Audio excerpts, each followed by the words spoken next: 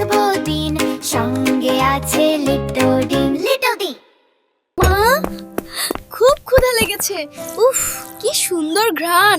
আমি এখনই সব খেয়ে ফেলবো। আরে আরে, থামো আমার ছোট্ট সুপারহিরো, তোমার হাতে ওগুলো কি?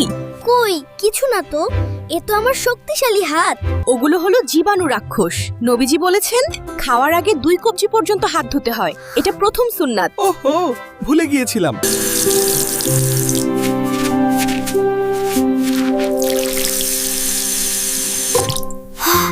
ও মা, শয়তান তো খুব খুশি হয়ে যাবে এখন। কেন মা? আমি তো হাত ধুয়েছি। কিন্তু তুমি তো বিসমিল্লাহ বলনি আর বাম হাত বাড়িয়েছো। বিসমিল্লাহি ওয়া আলা বারাকাতি। মাশাআল্লাহ।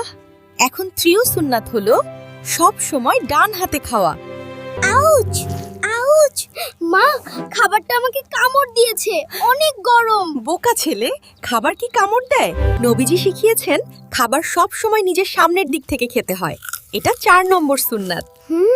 এখন থেকে আমি সব সময় এই 4টি নিয়ম মেনেই খাবো। আমি আল্লাহর গুড বয় হতে চাই।